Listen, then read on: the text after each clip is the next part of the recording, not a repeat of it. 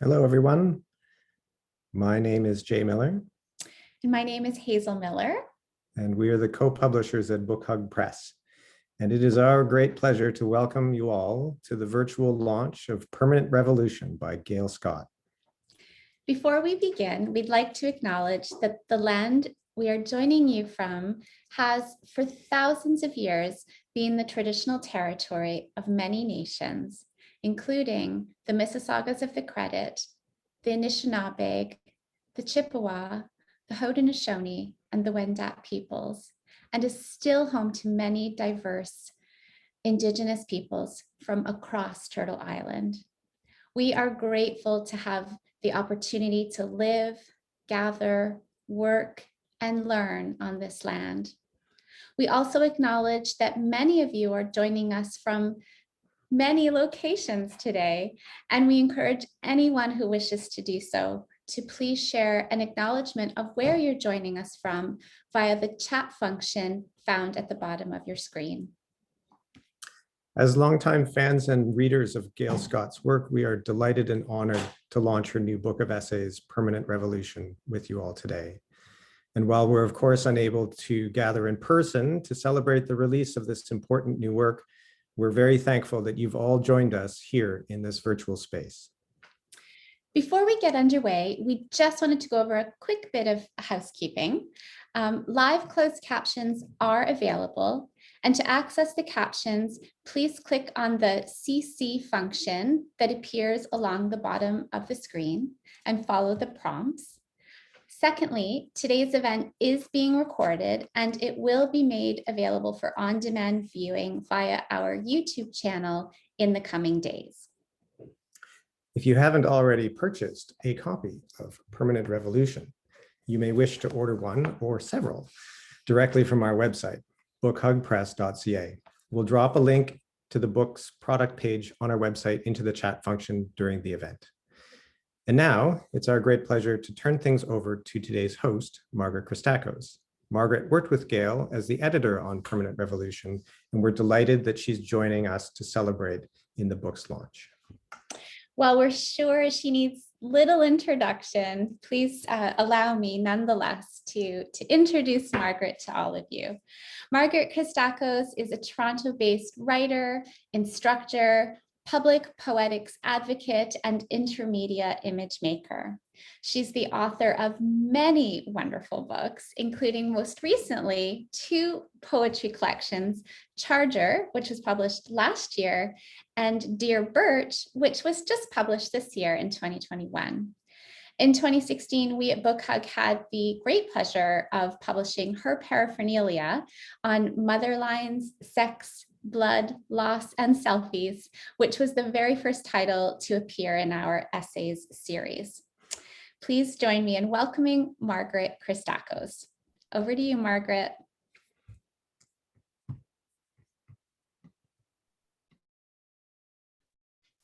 Hi there. It is such an honor and a privilege to be here to celebrate this fantastic, revolving phenomenon, Permanent Revolution by Gail Scott. First, let me say thank you to Jay and Hazel for all you do, for all the wonderful books that you publish, the wide range of work that you bring to us, and also for that kind introduction.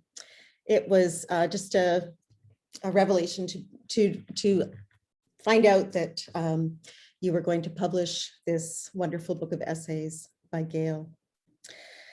So I feel very grateful to be here today on this occasion, celebrating the new book, Permanent Revolution. This book, kind of like our Zoom tonight, resonates across simultaneous time zones. In that it splices together Gail's essays on writing that were rooted in the 70s and 80s, that were selected from her 1989 collection, Spaces Like Stairs, alongside and actively near to this suite of 5 revised and new essays called Deliciously, The Smell of Fish. These essays are utterly contemporary. Rarely do we get to experience in one publication this deep sort of trans-temporal relevance enacting the shimmering propulsions of consciousness of a writer over time. Gail has been thinking about what it means to disrupt assumptions about narratorship and narrative through prose experiment for well over 40 years. At one point in one of the essays, she jokes about her ancient militant's head. I would say perennial over ancient. This new collection consistently pokes at the crust of stable identities and the slippages of identitary politics. Gail asks so many questions while rendering her meditations always open in a condition of queer flux. As I scribble in my brief afterword, these essays direct their pull to other writers and thinkers thinking through a radical poetics meaningful for social change. Gail's prose signals in the ongoing present like this, each essay caressing or perhaps gashing and sharding in some sense the others, dispersing an elixir spiked with excess and bold exactitude. And also the work of affect, melancholy, humility, a willingness to inhabit difficult emotion, to lay it out, to look at contradiction, responsibility, and accountability. For both consistent and new readers of Gail's work, this volume of essays opens a wide-angled lens on writing as perpetual and radical cultural work, and it includes thinking in an ongoing way about language and power. In her essay, Corpus Delicti, she discusses how, as the language of capitalist exchange and indigenous genocide, English has forced other groups into a situation of perpetual translation.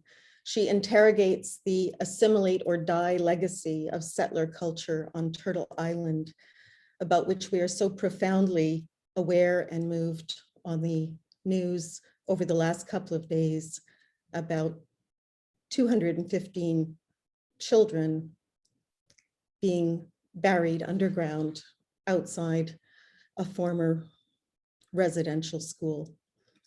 Just a profound, shocking loss, and one that we as settlers have to take great responsibility for. I just want to point to one other essay, The Sutured Subject, where Gail writes about her novel, The Obituary, as an investigation of suppressed indigeneity on a specific site, attempting to suture torn edges of both urban and ancestral remembrance. That's all her quote. About how this process may open space for various modes of thinking about polyphony and ventriloquism, which I'm sure we'll hear more about later. But her text thinking in this essay also moves alongside a memory from when she was 17, about when she saw Ingmar Bergman's Wild Strawberries and started thinking about the trope of the stopped clock, making her think about this idea of slicing holes in presumptions of ordinary narrative. I love this piece of her essay because of the way it splices together in her own kind of narrative about her consciousness as a writer, how the permanent effects of influence reemerge in her work contemporaneously. Mostly thinking alongside Gail is a pleasure. It's also sort of enervating all the time. At one point in a particularly pandemic moment during the last round of editing, Gail wrote a self-portrait into her essay. She wrote, "And there's my hungry, treacherous self again, ever wandering in search of stimulus and conversation, i.e. literary comrades." Doesn't that ring a bell for all of us, being so isolated? But this idea of thinking together with others about the relationship of art to radical politics is something that she has yearned for, this idea of conversation being so central to her own process and to her sort of interactions with other writers all the way along. I'd like to just suggest that no bio can do full service to my estimation of Gail's power and brilliance as a writer. I first met Gail in 1985 in Montreal, and she has been a constant, permanent revolutionary influence on my own work. She is the author of Spare Parts from 1981, Heroine from 1987, that was reprinted in 2019 with a new introduction by Eileen Miles, Main Brides, My Paris, Spare Parts +2, and The Obituary in 2010. Her essays are collected in Spaces Like Stairs and in La Théorie un Dimanche, 1988, which was translated into English as Theory, a Sunday in 2013. Scott is the co-editor of the new narrative anthology, Biting the Error, Writers Explore Narrative from 2004. Her translation of Michel Delille's Le Désarroi du Matelot was shortlisted for a 2001 Governor General's Literary Award. A memoir based in Lower Manhattan during the early Obama years is forthcoming. Scott lives in Montreal, and I am so honored and pleased to welcome you here today to read for us from your beautiful Permanent Revolution, Gail Scott.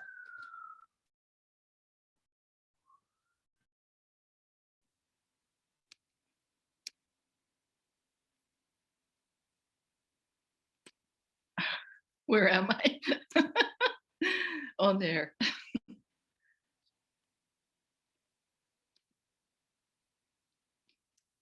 Hello, everyone. Margaret, you're always so perfect in the things you say and so generous, and you have been so great to work with. And thank you very much for that unbelievably fabulous introduction, which I can only hope that some of this work will live up to. I want to start by saying, and especially in the light of yesterday's unearthing, that I'm speaking from Montreal, situated on the traditional territory of the Kanekahaka. And Montreal has also been a place of meeting for many different groups over time, Indigenous groups over time. And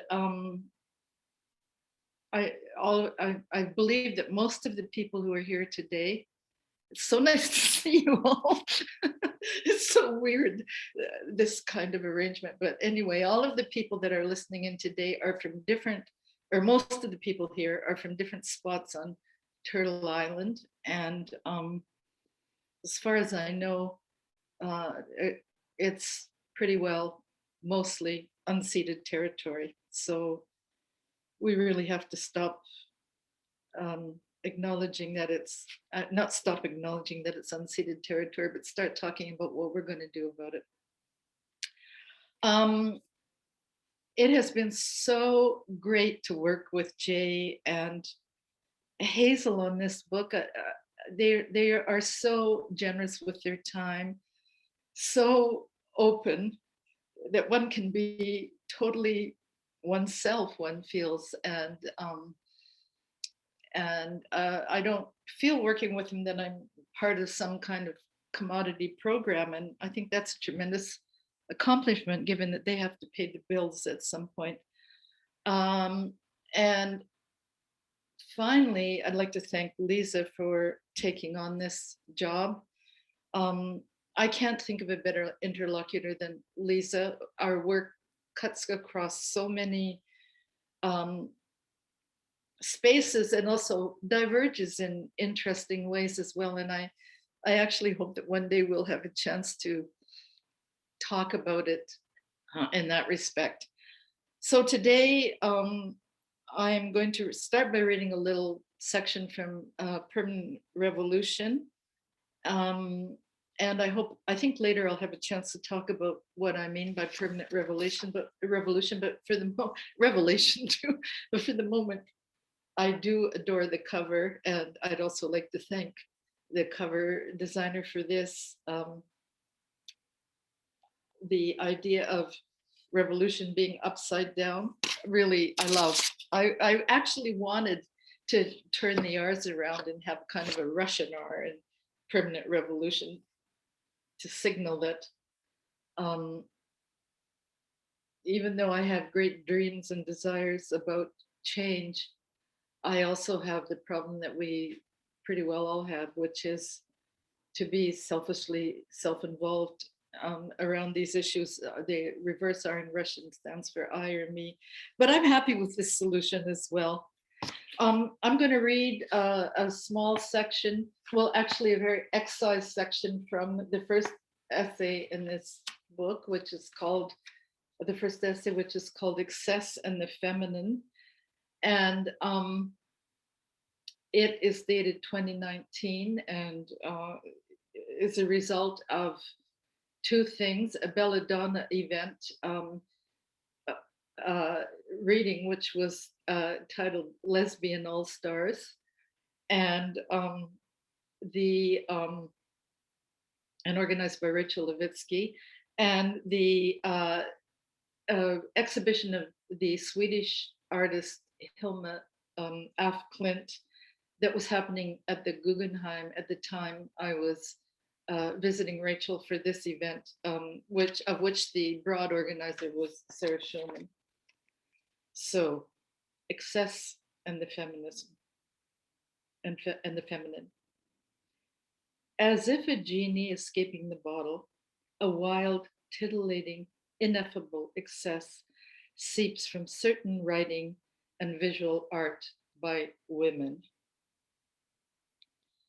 But my question is, can what has not been said, or is said but not be, or is said be read? Is there some indicible vibration signaling as unauthorized meaning?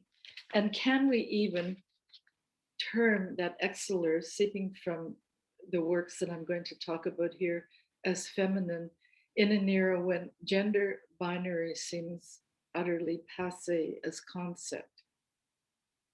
Standing in the Guggenheim, looking at Swedish Hilma af Klint's largest paintings, all pastels, loops, curlicues, I thought, déjà vu. This overwrought, almost cliched femininity. Gazing harder, I with my friend and a whole row of viewers were leaning bodies more and more forward, as if magnetized by something happening there, something almost religious or Kabbalistic in that palette of pinks, lavenders, peaches, baby blues, with cursive scripted Swedish woven into the pretty round surfaces.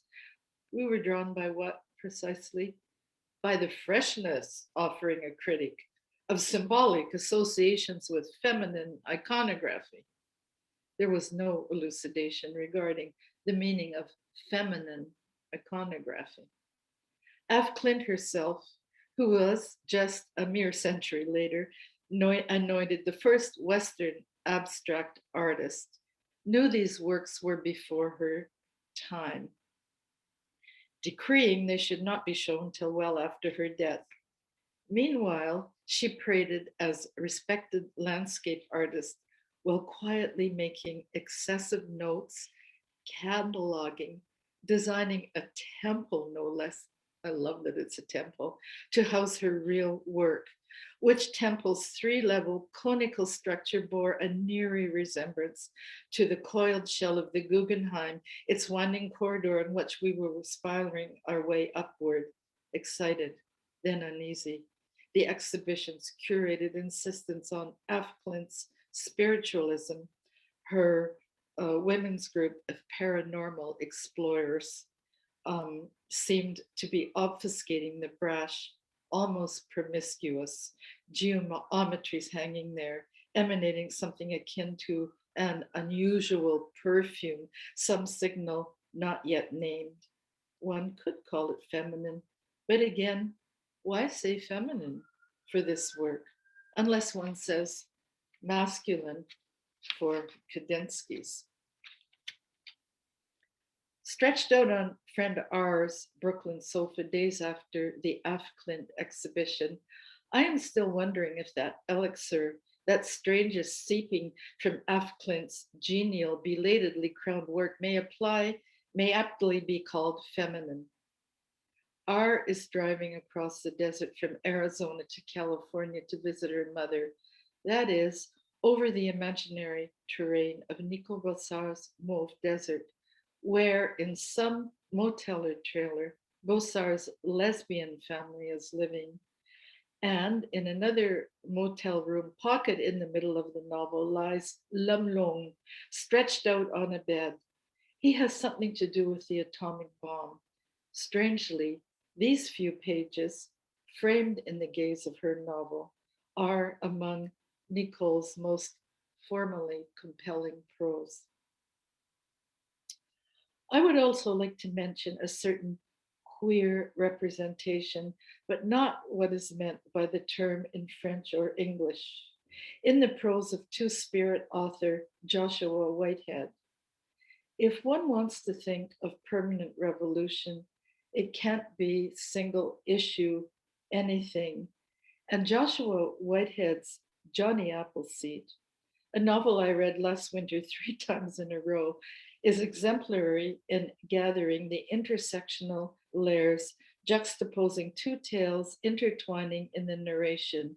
In one, Johnny is living in Winnipeg trying to survive by virtual hustling, an urban narrative that is juxtaposed on their return to life back on the res with their beloved mother and grandmother, the latter site being one of a whole social structure and language and living in a community, a set of values that old John A. Macdonald, founder of the residential schools, and white settler culture still seek via ignorance and indifference. And indifference is really a big piece to suppress. Poet Liz Howard also brilliantly entwines Indigenous culture and European in her work. The women of bitumen looked over tailing ponds like a cloud rack of a tempest, rushed the pale canoes of wings and thunder to kill the wilderness in the child. But here's that perfume again, that perfume of the hidden I cannot put into my words. I gather about me some favorites, basking in the elixir that seeps from the crevices of their creations.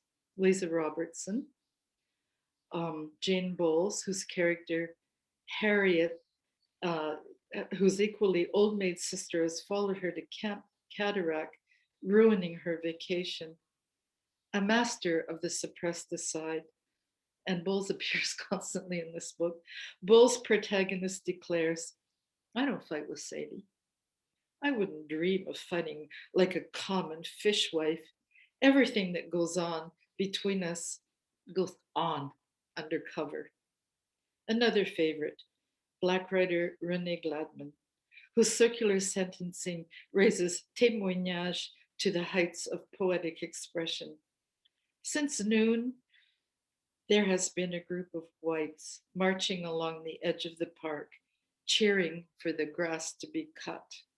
They worry that we are doing drugs in the weeds, in the weeds, that the colored people are.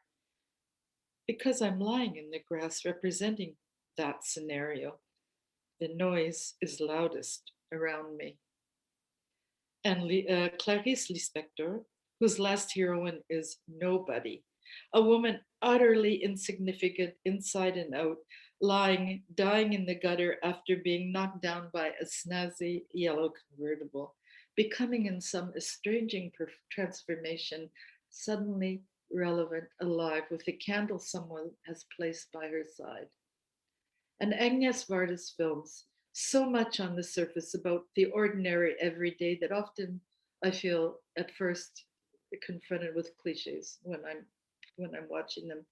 Yet, having entered the cinema, quite unhappy, I emerge from Village, feeling I have been in a profound interactive experience, loved, nurtured, without understanding what essence in the exchange between us derailed my despondence.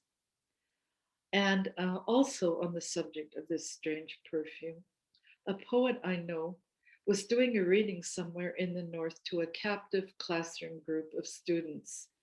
In an oblique reference to lesbian sex, she mentions the smell of fish. Several dozy heads go up. Some of us like the smell of fish very much.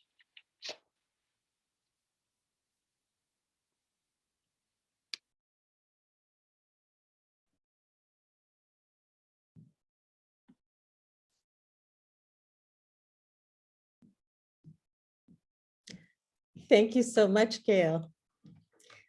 I love that essay in the way that it brings to life the kind of conversation among artists and writers. I love the way that you sort of bring us right into that space of being somehow part of that ongoing conversation that's so important to us as makers. Now I have the delight to introduce Lisa Robertson, who's joining us from France in an entirely different time zone, and who is going to be engaging in a conversation with Gail for about the next 20 minutes or so. Let me just say that, like a housefly on the wall, as in Gail Scott's The Obituary novel, I think we're all going to be feeling a little bit like hyperventilating flies on the wall, listening to a conversation between Gail and Lisa. Lisa began reading Gail's work in 1988, also a longtime companion to the work. Lisa's most recent books are the fantastic The Baudelaire Fractal, a finalist for the 2020 Governor General's Award for Fiction, and the poetry collection Three Summers. She wrote an introductory essay for Theory a Sunday from Belladonna in 2013, which was the collection of Montreal feminist texts, including Gail's, that came out of Nicole Broussard's feminist theory reading group in the 1980s. Coach House Books included this essay called Theory, a City, in their new Nicole Broussard reader, Avant Désir, published in 2020. Lisa Robertson's book of essays called Milling was published in 2012 by Book Hug Press, and Book Hug also published the gorgeous sort of soliloquy, The Men, a lyric book, in 2006. Lisa is the recipient of an honorary doctorate of letters from Emily Carr University of the Arts in 2017, and in 2018, the C.D. Wright Award for Poetry from the Foundation for Contemporary Arts in New York. Welcome, Lisa.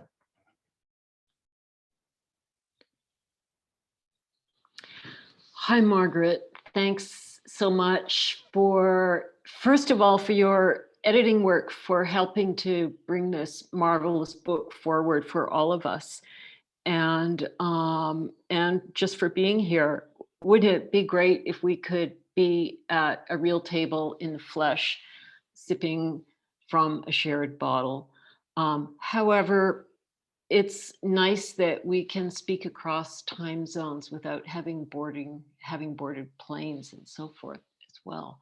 So I'm very, very grateful to participate in this, launching this celebration of permanent revolution. And let's hope that we are embarking on a permanent revolution, have embarked. Gail and I have been talking together for a few days and have mapped out some queries, some positions, some spaces that we'll travel through together. And I will just begin. Are you there, Gail? Yes. There are two parts to your book, or lobes, as Margaret described to us. Permanent Revolution begins with a newer gathering called The Smell of Fish, gloriously, some written for this volume specifically, and leads to a selection and revisioning and reintroducing of essays that appeared in spaces like Stairs, your 1989 collection. I'll begin our conversation by casting quite a wide net. One basic and maybe circumstantial difference between the two parts of your new book is that where the earlier texts are mostly, or perhaps all, set in the Montreal of the 70s and 80s, the streets, cafes, apartments, the tables you sat at in that city to discuss and read together with Nicole, France, Luki. And so these essays trace the specific intensity of that place and your intellectual relationships within it. The newer essays in Smell of Fish very often stray from home. We are in Vancouver at the 1985 New Poetics Colloquium, in San Francisco at the movies with Bob Gluck and the New Narrative Writers, in Paris in hotel rooms and residencies, in Brooklyn at Rachel Levitsky's apartment, on the sofa, imagining the American desert. Because of this wandering, errance or errantry in Edward Glisson's vocabulary, the discursive span and referentiality of the writing becomes extremely various and complex. There's a real open seeking cosmopolitanism in the best sense. But here I want to notice something very minor. When we travel anywhere, and perhaps especially when we travel as invited writers, as you so often have been doing, we must pack our bags very attentively. What will we wear in the new city? What will we be reading there? What goes into that battered steamer trunk you describe? And this is you writing, full of stacked notes, marked reading copies of Beckett's lesser known avant-garde novels, not to mention facial care treatments, feminine hygiene products, a redingote, the trunk becoming plastered over time with identifying stickers, feminist, lesbian, left-wing, experimental, Anglo-Quebecoise. How will we appear to and for the new city and to and for ourselves? This brings me to the way masks, masquerade, self-fashioning animate your thinking. The traveler, because of her temporary displacement, is thrown into a heightened awareness of this chance at pleasurable self-invention in the new or strange place. The awareness can be both enabling and limiting. She has a special freedom, perhaps, and becomes a kind of character of her own devising. You talk about mask, dandyism, the redingote. Walking nights in my redingote, I am fiction, a lesbian, you write in The Attack of the Difficult Woman prose. Can you tell us about the work of Masquerade, its relation to fiction as a making of both subject and text, and how it's changed and developed in your work? Thank you for that question, Lisa. First, I just want to say before I start answering your questions that the way our work cuts across moments and time and feminisms is totally wonderful, and I so appreciate your writing, and I'm so glad you wrote a novel, and because I've always wanted to claim you for prose, and I hope we'll get a chance to talk about our 80s novels in depth at some point, because I think that could be a really a good discussion. Where we both cross and are somewhat different, I think, is in our notion of masquerading. You are the master or mistress dandy. I mean, I just love the dandy aspect of your writing, and your beautiful book of essays, The Nilling, which was very much present in my on my desk, among other things, while I was writing Permanent Revolution, is for me a marvelous dandy performance of feminism and feminist thinking about writing and art. And but I think so. so both of us do masquerade in a way, and you were so right in suggesting, I think maybe perhaps this was in one of our exchanges, it didn't make it into your question, but there is the question of the Reading goat in the section that I will read that you've already cited from, but I'm going to read from it anyway in a minute. And also the question in my Paris of the chaplainess-esque figure that I sort of transformed myself into, that wanders around rather badly dressed in a short dark jacket and trousers that aren't quite impeccable. And I think I kind of, there are two kind of aspects to this question. One of them is that to be queer is to be masquerading all the time. It starts when you're a child. The question is always, how out can I be?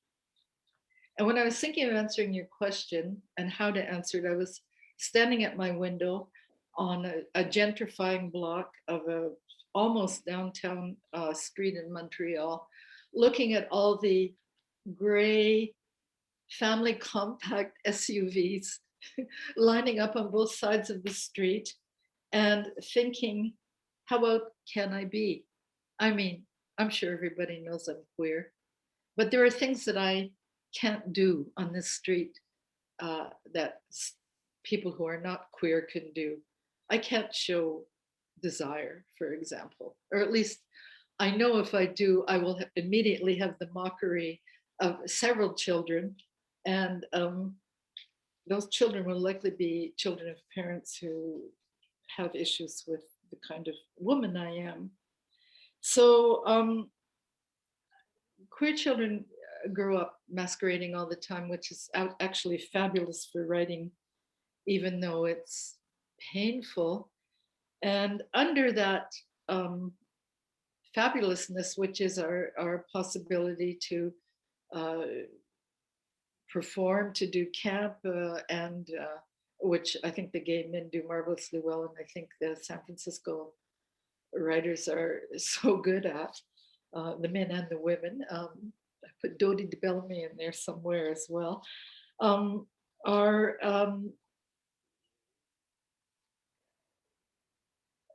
kind of representative of the issue of masquerading, of doing a kind of performance that's full joyful in a way, or maybe totally joyful, under which there is always a fear of backlash just bubbling under the surface. And I think right now it's the trans people who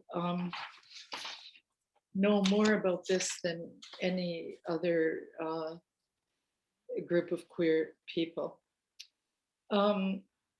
You know, your question about nomadism is so interesting, and it's a thread that will, I think, run through our conversation. And but another aspect of my sense in my own personal biography of masquerading is, and there's some way that joins you, but I'm not quite sure how it does. But in my case, my family moved constantly until I was 8 because my father was in the Air Force. And we finally landed in a half French, half English village, more on the Quebec border, where, as far as the Anglos in the village were concerned, who were kind of Irish or United Empire loyalist stock, I wasn't, and had been there for generations. I wasn't, you know, it was very hard for me to integrate into that group. So I played with French kids, and that involved probably another kind of masquerading. I've heard the New York artist Maura Davey speak of growing up in Montreal, and it feels a little akin to my own experience. So to answer your question directly, I'm not sure that I vogue more when I'm traveling than I do walking around Montreal, where one constantly changes languages, changes outfits. I was thinking today, when you asked the question, how would I dress differently meeting my Francophone friends and my Anglophone friends? And the answer was, I would iron my shirt. So, and I'm sure you can relate to that. Totally. So I mean, just because it talks a bit about, and this is the only other reading I'll do because I know people like a fireside chat. But I will do another short reading from which you've already quoted a little bit about difficult women and their relationship to difficult writing. In the alchemy between art and estrangement, notably in times of left and right populisms, failure to mirror the familiar brands the innovative prose writer as not blue ribbon. A critic in a Canadian literary journal puzzling over the lack of active verbs in my millennial novel, My Paris, written almost entirely in present participle phrases, concluded, and this was not intended unkindly, that my novel must be a case of lesbian aesthetics.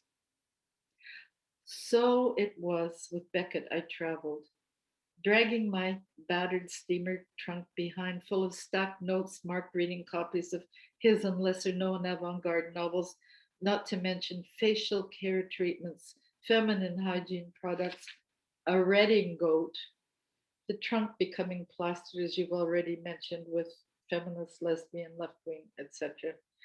Beckett ambling along beside, bearing under his arm a simple, handcrafted leather case stamped writer.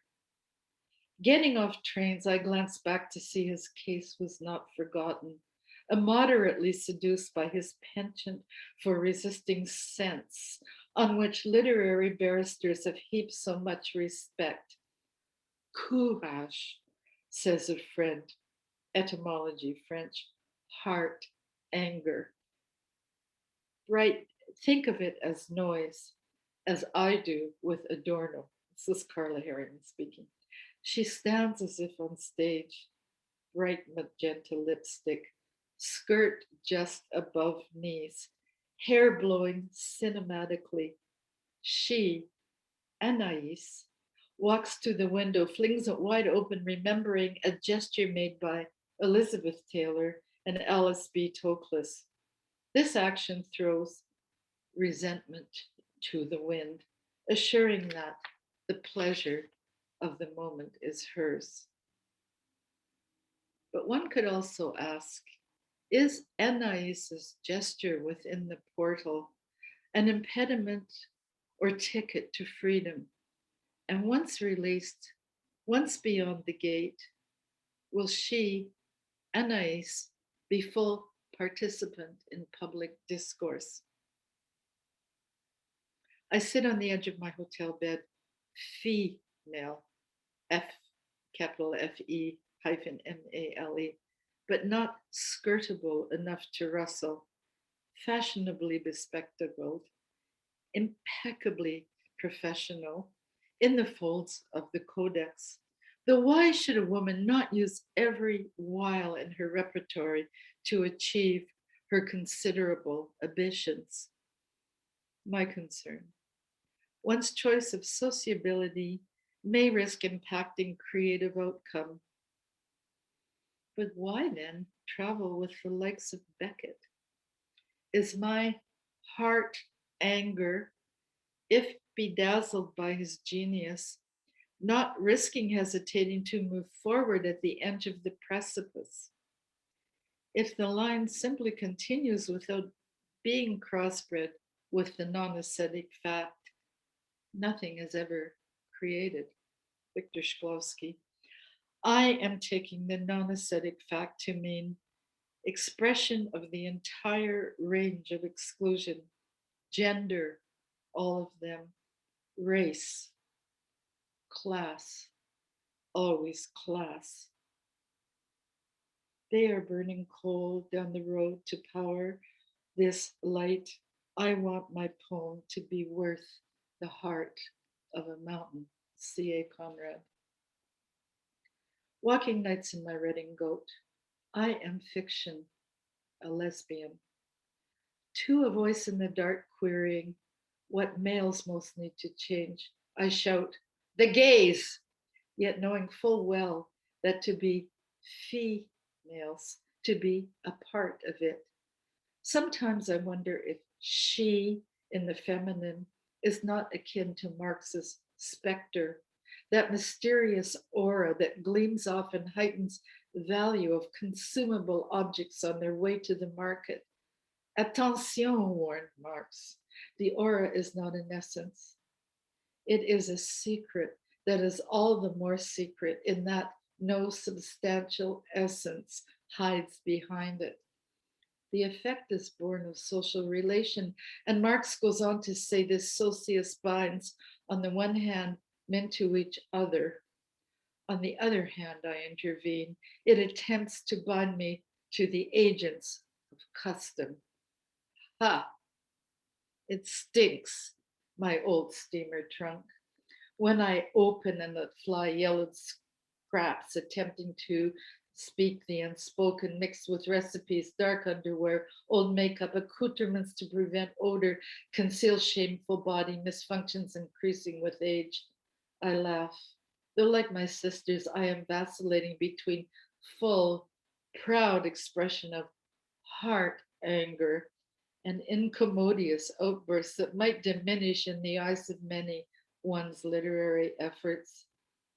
We who are by no means homogenous, wherever we are in the gender spectrum, are various in our choice of strategies as we strive to be eternally young before the world, craving that youth, its capacity to feel all the world's flows mixing together in a completely unexpected and completely inextricable way. Utopia is the force of feeling this. Eileen Miles. Hence my question for Master Beckett. How, for instance, to stick 3 heads in 3 vases, fill speaking mouths with love betrayal, the stuff of women's romance fiction, and win the Nobel. So the rest of the book's kind of failing to answer this question. But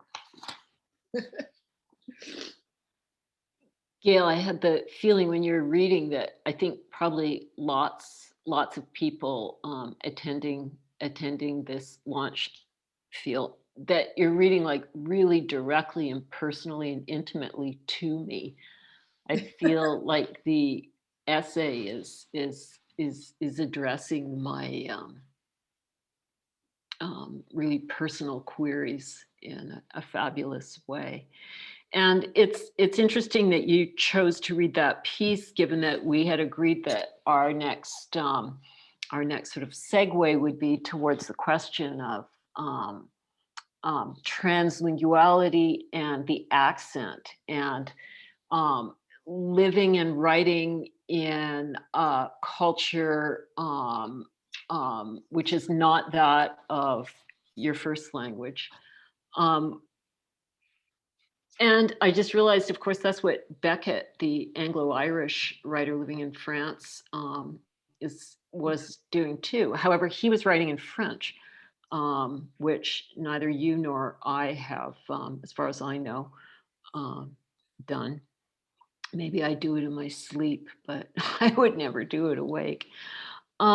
So I'll just launch into the question. Connected to the heightened awareness brought by travel is the vocal phenomenology of the accent. We hear our own voice as other in the new place. Our specificity is thrown into a relief, which can be, as you say, clown-like, Chaplin-esque, or limiting or awkward, but always illuminating and energetic. We accent havers experience ourselves vocally in the place of difference. All of your essays notice and track this consciousness of the meanings of vocal inflection, cadence, vocabulary, between Canadian English and Quebec French, between Quebec French and European French. There is a politics right in our vocables.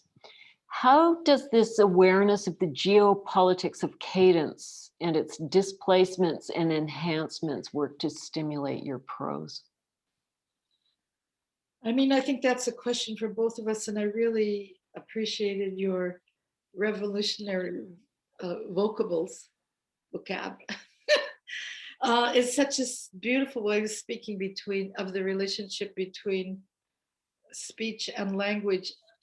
But again, we are in very different situations of representation of language, because you live in Paris, which is the center really of the French cultural world, one could say.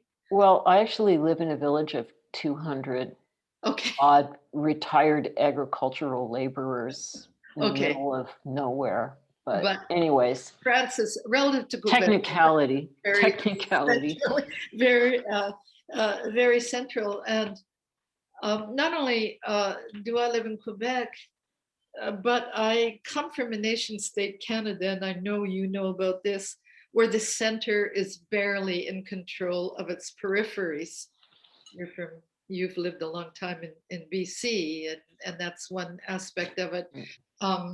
There is the fact that the center of Canada has never really been able to dominate Quebec, and the rebellions keep happening, and the Spaces Like Stairs section that you spoke of in the beginning happened in one of the most exotically freedom-loving moments I've lived in my life, which is why I think those essays have a certain tone to them, where people were rushing towards a desire to have a French-speaking society in the North American continent. Doesn't sound like much, but actually it's huge.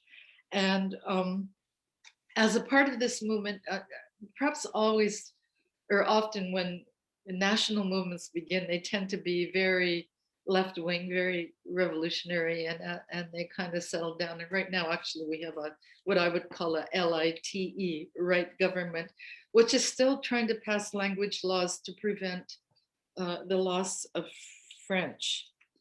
So I think the question of vocables in my work has been really fundamental to the tone of all of my writing, and not only my writing. I mean, if you think of Beautiful Losers, if you think of McNeil, Heather O'Neill's work, you get this kind of tone which is English but not quite English, and it carries it carries behind it a whole trail of thoughts and notions that are really quite poetic and really distinguish what it means to be trying to write from a minority situation. I think today we need also to talk about the horrible I mean, there's practically no vocabulary for it. Repression, again, I'm talking about the Canadian context and its problem with its peripheries of Indigenous languages and culture and the fact that we have such an explosion of absolutely fabulous Indigenous writing today, and it's getting a lot of press and a lot of notice, and that's wonderful. But one of the things I think that we don't talk about enough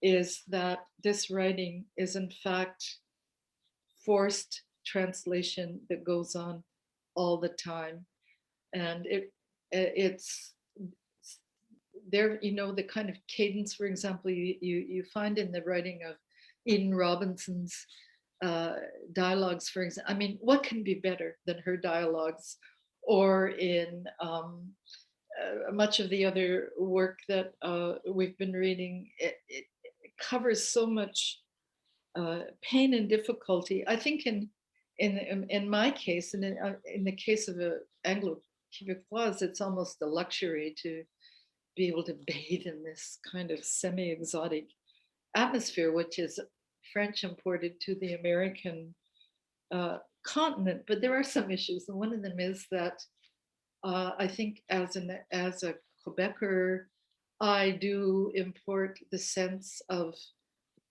inferiority that comes with feeling that I speak a kind of provincial French, which is not utterly appreciated in France. And in my case, my reaction to, I think most of my Francophone friends speak totally adaptable international French, and it works everywhere, but it's my second language, so I can't pull that off really. Instead, when I go to France, I end up speaking with this weird accent, which is Anglo and Quebecois at the same time. And actually, French people laugh in my face sometimes. And Americans abroad correct my accent, although in a funny kind of way. So I think that what happens to me when I go to France, for example, is that I lead my own private revolution, which is really exaggerating the Quebecisms in my French. And it's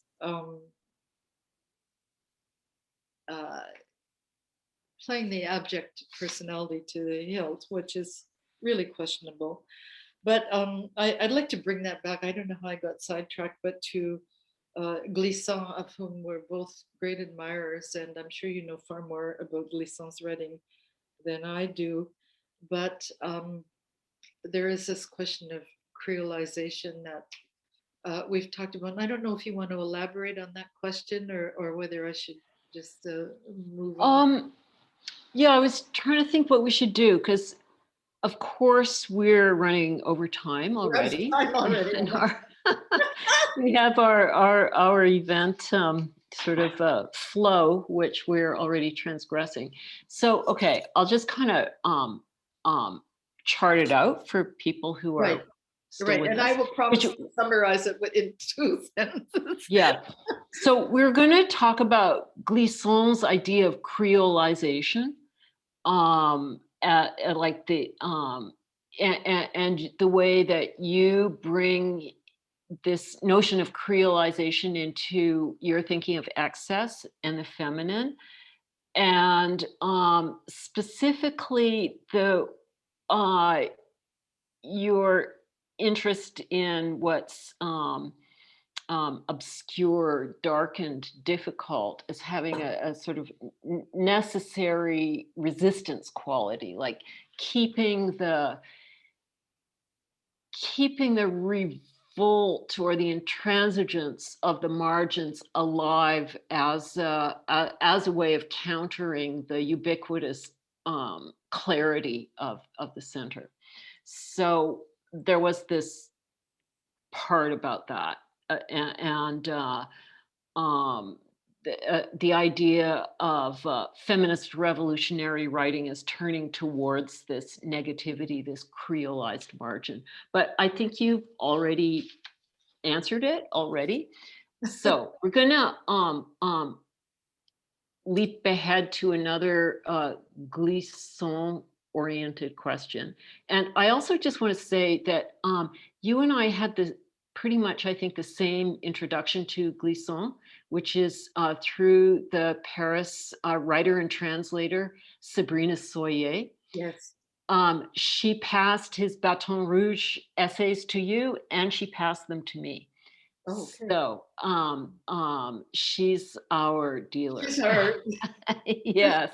Yeah. And so these Bâton Rouge essays are really interesting because they're held with he's being interviewed with a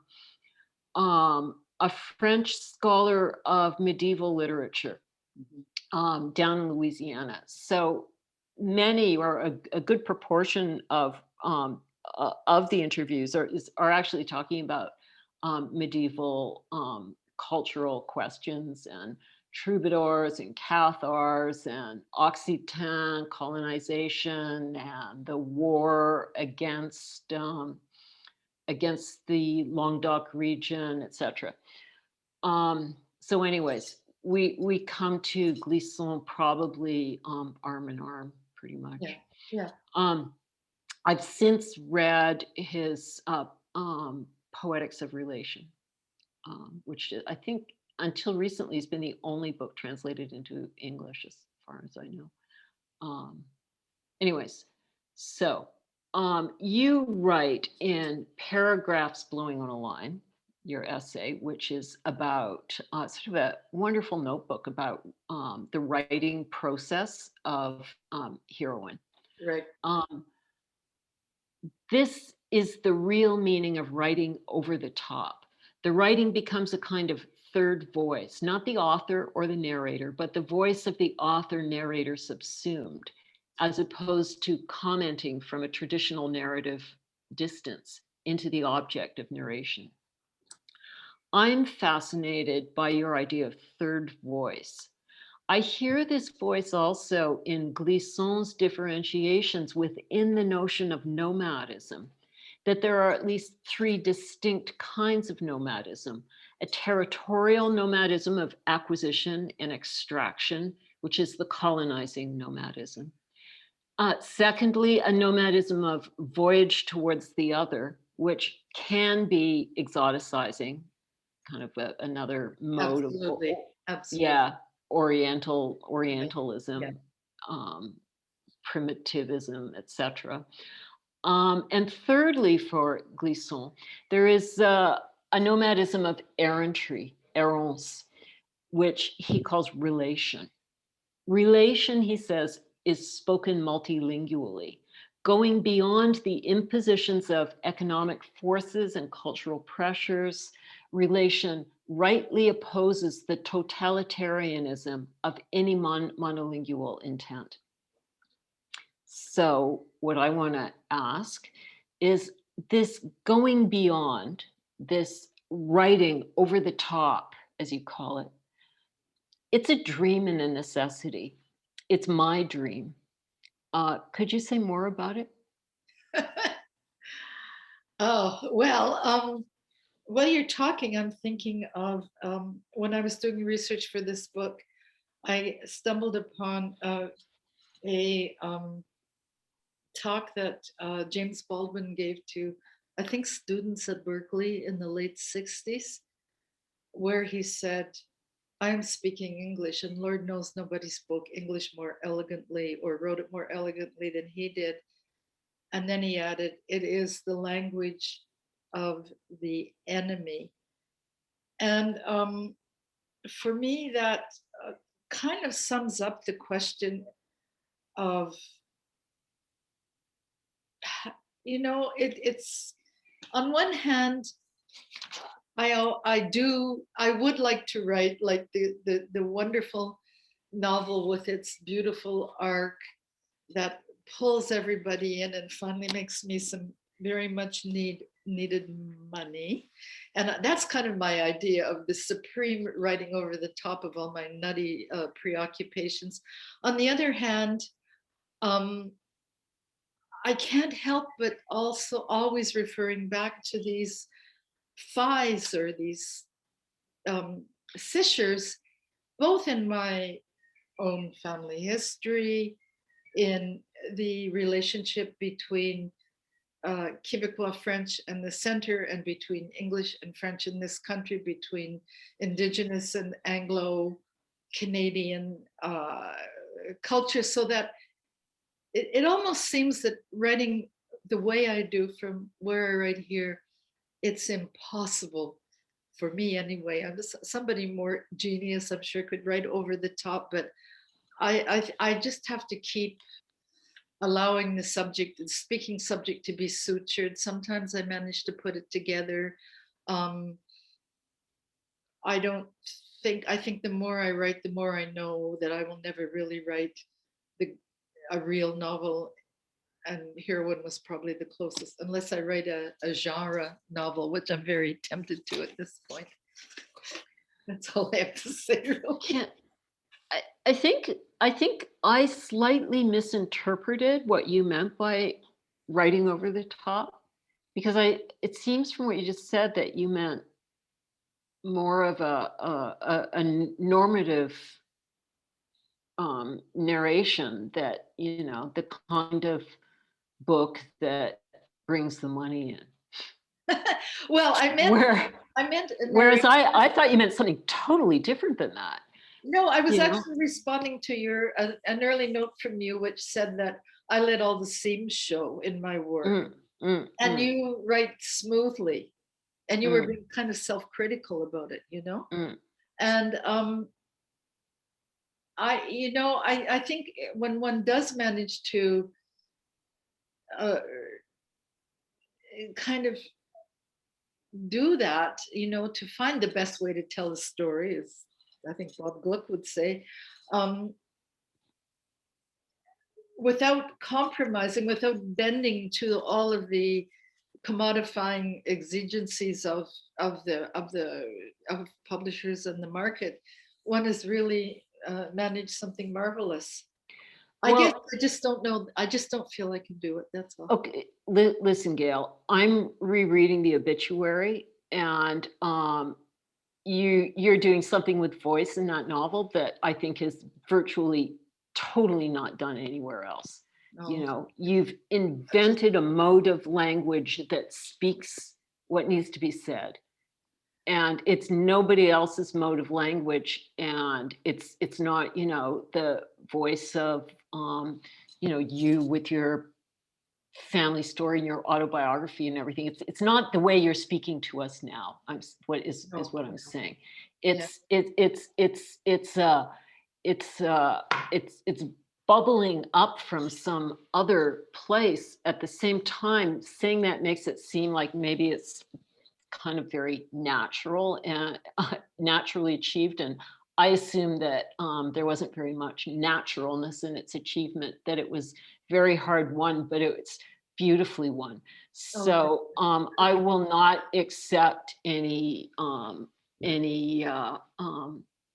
negative self-criticism from you, because that novel is such an achievement. So it's my task now to say that we're going to take your questions. I'm going to look at the question and answer. Oh goodness, there's no questions in the question and answer box. Am I not seeing something? Do you guys have any questions? Because you can type them in, and Gail will now answer them.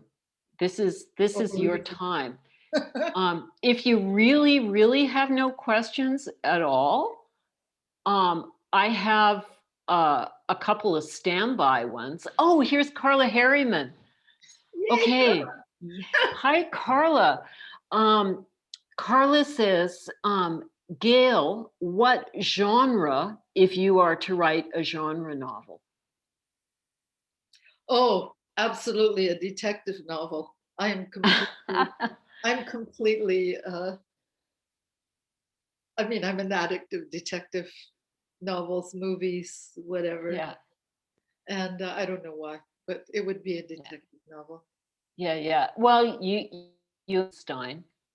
Yeah. And I think Jack Spicer too. Yeah. Yeah. Okay, Will Burton is asking, Gail, is there a relationship between Permanent Revolution and the new memoir? Oh, that's an interesting question. The new memoir is called Furniture Music, after Eric Satie. It is currently looking for a publisher. Take note, publishers. It's a memoir about the early Obama year, the poetry milieu, or a poetry milieu in Lower Manhattan during the early Obama years. So it's mostly organized around the Poetry Project. And I suppose there is a faint relationship, in the sense that it seems to me that the struggle for poetic language in relationship to social struggle, which I think is very often alive in that particular downtown milieu, not always, but very often, it remains exemplary over the decades. So yes, I would say there is a relationship, and I do try to work it out in relationship to gathering the threads of various avant-gardes together in the kind of poetry that is contemporary to that period, and also to question some of the faults of avant-garde roots and thinking. Are Yeah. there any more questions? By the way, Carla says, of course, to your detective novel. Yeah. Okay, here is Prafna Lore asking, what is your relationship to lyric today? How has it evolved over time, if at all? Oh, that is such a good question. You know, for a long time, anything lyric was, don't bother me.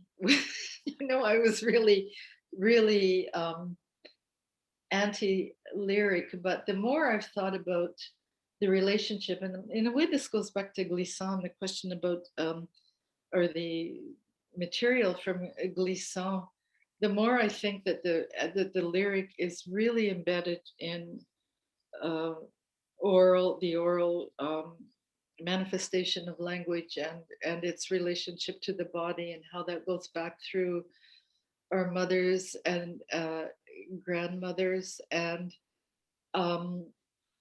I think the lyric can also have a revolutionary spark.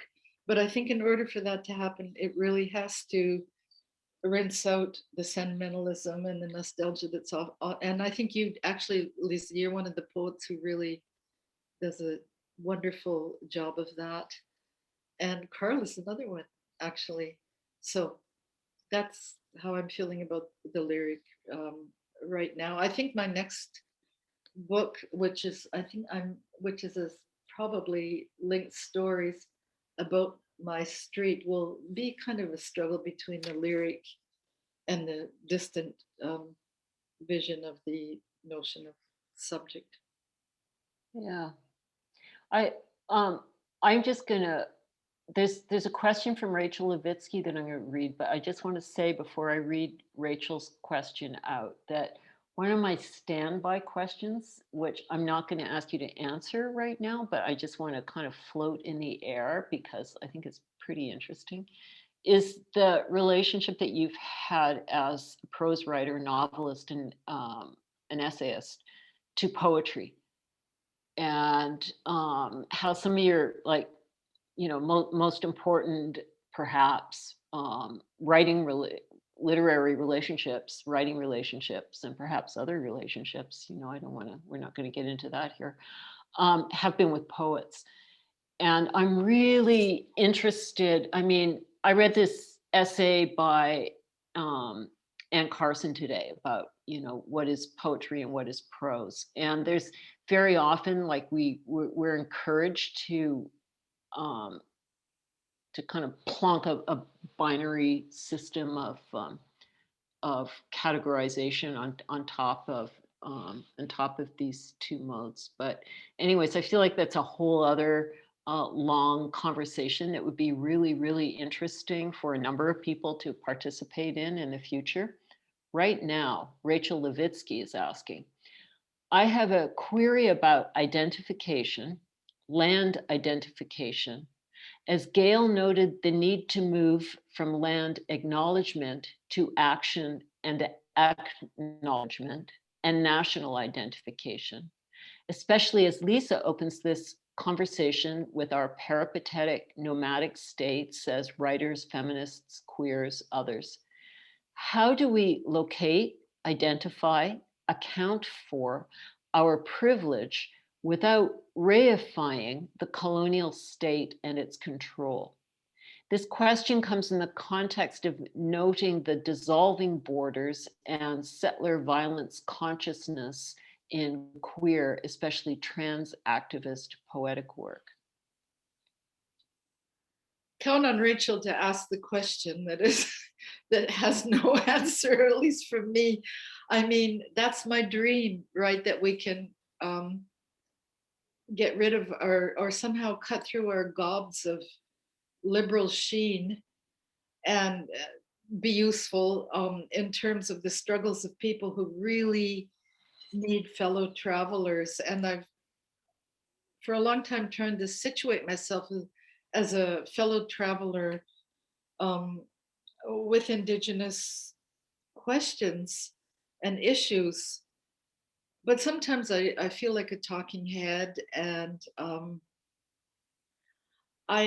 Rachel, I wish I had, I mean, opens a whole discussion that for which I really sadly cannot take any farther at this point, except that I think Thomas King, the Indigenous Canadian American writer, has a commentary about racism, which is, it's not what you say, it's what you think. And maybe we all need to start there in terms of constructing our relations to these questions. And I'd love to answer your question about poetry, Lisa, because it's so fundamental to my work, but I think we're out of time, aren't we? Yeah, well, in a certain way, these two questions come together for me, because if we talk about activist poetic work, if we talk about a poetics of relation, using Glisson's term, his phrase, his title, what does that poetics consist of? Yeah. What is that making? He proposes that this notion of relation is it's different than colonizing nomadism. It's different than neoliberalism. It's not an acquisitional mode of relationship to other people, and it's not an othering or an exoticizing mode of relationship to other people, but it's a desire to be in the mess of thinking together, which is so strongly what I feel is happening in your prose, at the level of style and at the level of narrative, the way you frame your, the question that a text is addressing, and the way you move from sentence to sentence. There's a sparkling zigzag that keeps the difficult energy alive on the surface at every point, at the same time as it deepens the problematics. So I feel that your work is exemplary in setting out a mode of how to work in a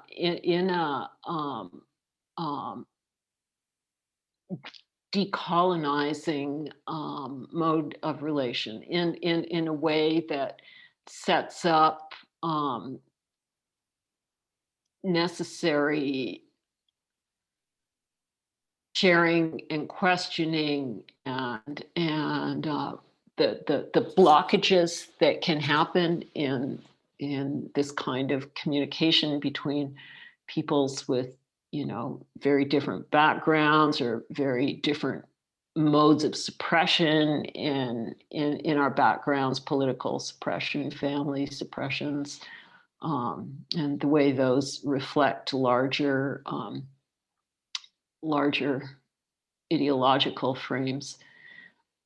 I just think it's all there in what you're doing. I feel that Rachel's question is answered in the obituary, your novel, The Obituary. Oh, well, thank Elisa, coming from you, it couldn't be better. I'm not going to say anything else because I'm so moved, but thank you so much for your comments. I really appreciate them. Are there any other questions from the 59 participants out there? Now's your chance to ask Gail.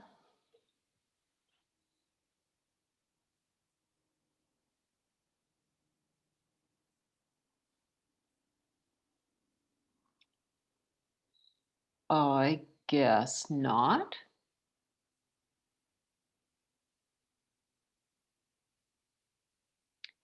Okay, I think that we're going to, unless I'm missing something, I'll just try to, oh gosh, good thing I scrolled down. Yes, yes, yes. Rachel Zolf. Hi, Rachel. Can you say something about the relationship between verticality and linearity in your sentences and these vectors' relation to states of permanent revolution?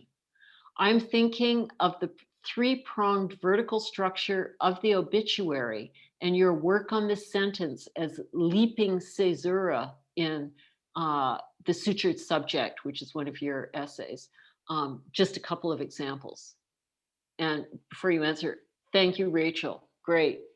There's question. a huge question. Yeah. A giant question. Well, first of all, I'll say in terms of the relationship of my writing to poetry, I'm always trying to move the novel closer, or writing in sentences, but keeping sentences closer to poetry. And I think of the space between sentences as kind of like the space of enjambment in poetry, which allows me not to, because of the forward thrust of sentences. And I remember a long time ago, Lisa, in Biting the Error, you wrote an essay, which I've often quoted, which speaks of the sentence as a single grin with lips pasted back, which for me is a trap that you can easily fall into, because it seems to me that the sentence is both a glance backward and a kind of movement forward. And to allow yourself to follow into that space, which can be a space of enjambment between sentences, is to allow yourself to leave revolutionary, I suppose, or rebellious or whatever possibilities open in the sense of how you think forward. And in that space can be all kinds of ventriloquisms, as I talk about in the sutured subject. It can be, and actually that's really important. Because if you can break down the speaking subject, which I'm always trying to do, and which the three-pronged narrator in the obituary does. She's the woman on the bed, she's the erotic male fly on the wall, and she's the historian lesbian in the basement who's desperately trying to take control of the situation and to create a overarching historical novel out of the whole thing.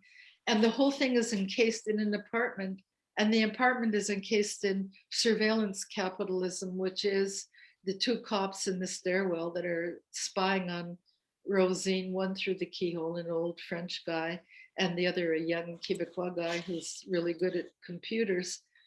And so that's kind of the structure in the obituary. And if I achieve that question, the answer to that question you're posing, Rachel, which is a fabulous question, it's probably via that structure, which took me 6 years to unpack. We have another question from Irina Harris. Perhaps Gail could elaborate on the mention of the problematic history of the avant-garde cited a few minutes ago. Is avant-gardism still a generative framework for you, for us? That's another fabulous question. I mean, we can go on for 2 more hours here. Yeah. One of the things that I've been thinking about, and lots of people, and it's not just me, lots of people have been thinking about, on one hand, what we learned as feminists about art and writing from the avant-garde, and I'm speaking now, this is all over the second section of the book, which is spaces like stairs. What we imported into our writing group from the work of the 20th century, later 20th century avant-garde and especially the post-Euro-French, post-May 68 revolutionaries and the writing that came after, allowed us to really look at language in ways that it had not been considered, I think, before, as a kind of collective movement involved with spurring on different ways to think about language and just different ways to think through art and politics and the relation between them. But the problem, and I think this might be where this question is coming from, is that so many of the early avant-garde feminists that we refer to have their roots in Victorian thinking. And if I talk about Virginia Woolf or Mina Loy or Bertrand Stein, any number of people from that period, they have really, they really think in terms of white supremacy. There's no doubt about it. Virginia Woolf is totally anti-Semitic, for example, against her husband's family. If you read the journals, it's really pretty remarkable. Stein and with her, friendship with the fascist Bernard Rey, was that his name? Can't remember. Faye. During the Second World War, perhaps it was a survival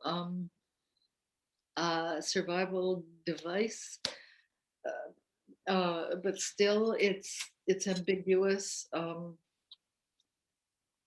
The issues around Loy, whose feminist manifesto I partially cite in the introduction, and the rest of which is pretty questionable, in which she immediately, almost I think 2 years after, reneged on completely, as she was reneging on her relationship with the futurist. But there's all this movement at that period, which out of which springs so many avant-garde notions, and really doesn't deal with class adequately, and certainly doesn't deal with race and the effects of imperialism. So yes, to the person who asked the question, there Irina are Harris. issues. Yeah, Irina Harris, there are deep issues there, and thank you for raising the question.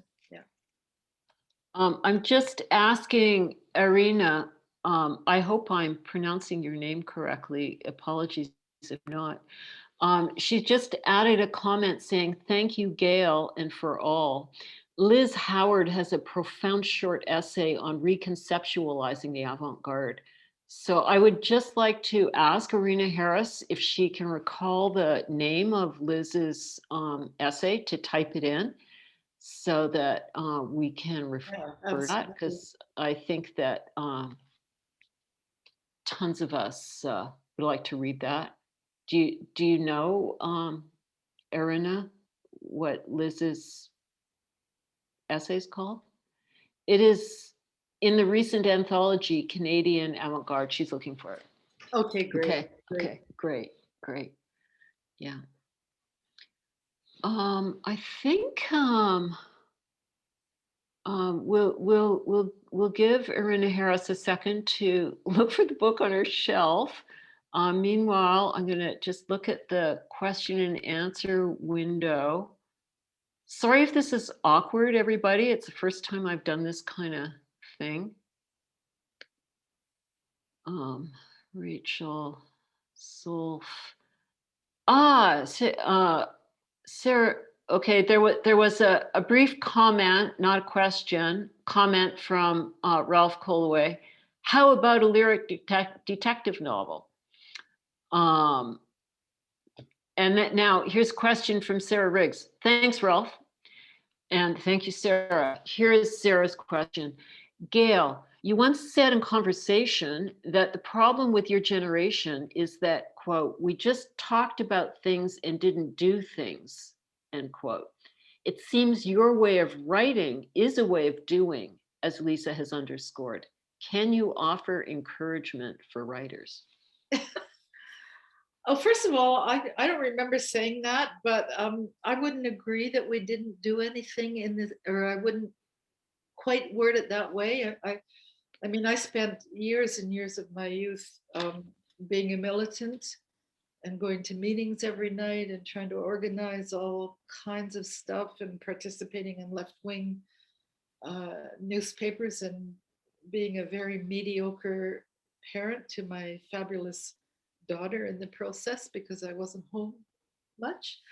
So I mean, I think I see where Sarah's question's coming from, and I think it's broadly true that we've done an awful lot of talking, and it goes back to something we were talking about earlier, which is how to be a decent fellow traveler, and to both the Black Lives Matter movement, which I'm not as familiar with, and to the Indigenous struggles in Canada.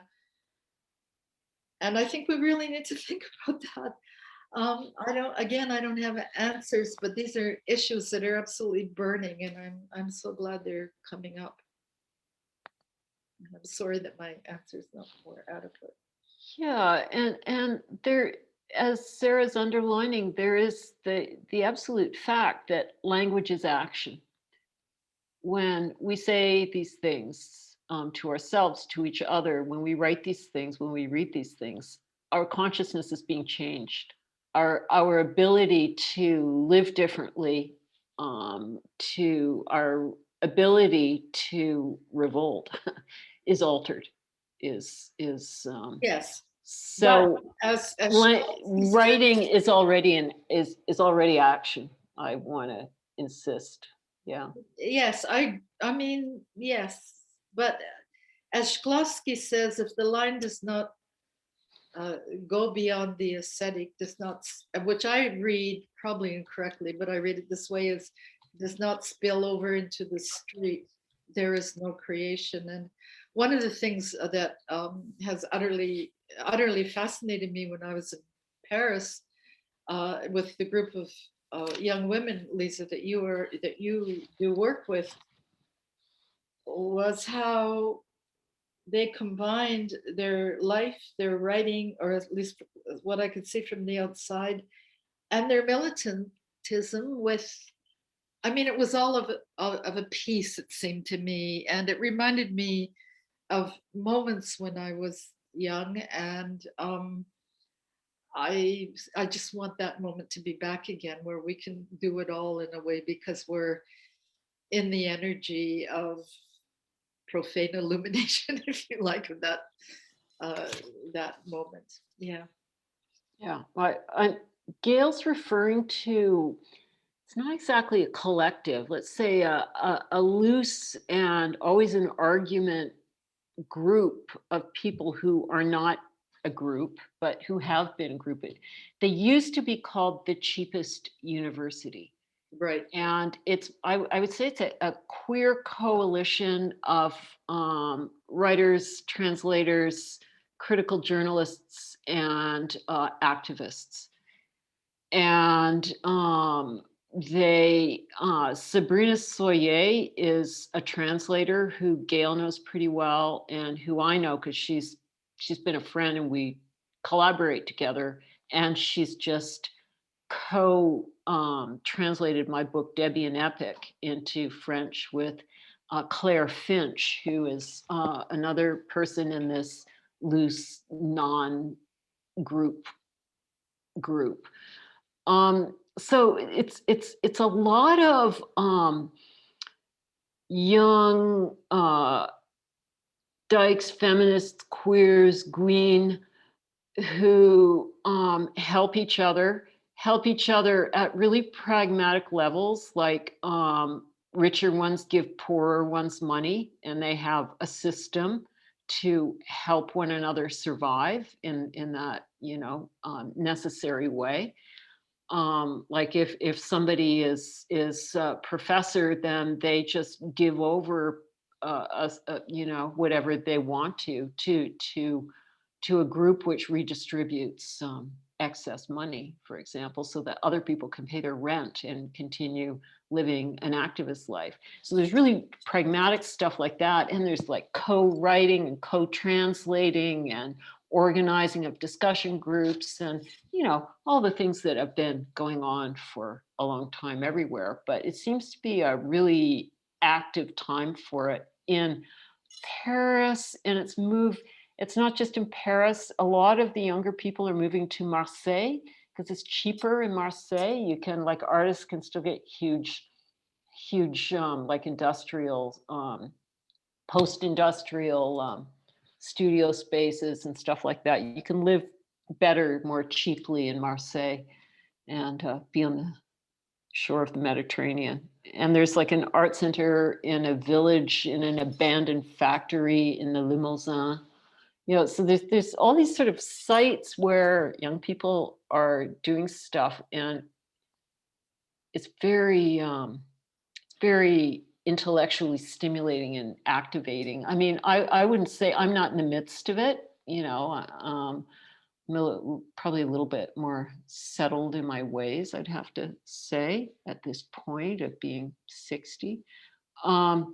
But to kind of be admitted into the periphery of these conversations and to be collaborating sometimes is like really great. And so Gail's been to Paris to work with Sabrina, and I think the what you would Google would be the cheapest university. And Sabrina, first through the cheapest and then sort of on her own steam, has been editing and for a while co-editing and publishing a magazine that changes its name with every issue. And it's How to Be. And so the first one was How to Be a Lesbian. The next one was How to Be a Body Double. The most recent one is How to Be a Motherfucking Elegist. So it's really great. Okay, Margaret has messaged us that we need to go. So maybe we can wind this down. Yes, thanks. Okay. So what do we do here? I press mute. I thank you. I thank everybody. Likewise. I apologize for letting this go over. And now I press mute, and here is That's okay. Jay and Hazel. Yeah. Hello. Hello. And Actually, they're going to disappear and they should come back. Lisa and Gail, you can join us, and we'll all of us say our We can all say goodbye. goodbyes together. There we go. There's There we a go. lot of Hi, us. everybody. This has been such a wonderful and generous conversation. Thank you. It's Beautiful. amazing. Thank you, Lisa, so much. And thank you, you guys, and you, Margaret. I'm so lucky. It's just ridiculous. Thank you, Gail. Yeah. That was incredible, an incredible conversation between the two of you. Thank you so much. It's really Yeah. great to do it. Yeah. Thank you. Thank you all. Bye. So we have to now just kind of say goodbye to everybody. We want to just thank you, Gail, for entrusting us with your work. It's been a great honor to work with you on this book and to see it out into the world. And we're so happy that everybody came today to celebrate with us and enjoy this wonderful conversation with Lisa. And thank you to Lisa for moderating such an engaging and Beautiful job. Yeah. beautiful conversation that we've all of us been enjoying so much. And of course, thank you to you, Margaret, for your incredible and generous time and attention to the editorial on this book. And Absolutely. Absolutely. Total honor. with us Total honor. today. And yeah, That's it's wonderful. Jay and I joked at one point, and we were like, this just feels like such a beautiful family event for us today to have all of you here together, and everyone who's of course joined us as well. It really has been, as Gail said, sort of an intimate fireside style chat, and we've enjoyed it so very much. So yeah. Gail, did you want to say any parting words though before we do sign off today?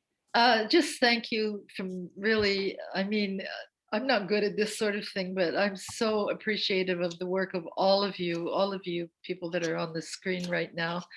Your writing as well as your involvement in this particular book. And I just want to say there's a message from Kim Rosenfield, whom I would have quoted had there been more time. And she wants to know if we can have a part 2. So I'm just Well, it is a permanent revolution, so it will come around. Part 2 is the Thank you. Fabulous. An excellent question indeed. So just a big thanks to everybody for joining us today. And we're going to say goodbye now. Just a final reminder that you can get your copy of Permanent Revolution from our website, bookhugpress.ca. I think that brings us to the end. Just very quickly, though, we would like to thank Alex Spears for managing the tech for tonight. Thank you, Alex, for making sure that all of this has gone off without a hitch. So yeah, that's, I think, all. Okay, well. Bye, everyone. Bye, everyone. Big Zoom wave to everybody. Thank you. Bye-bye. Bye-bye.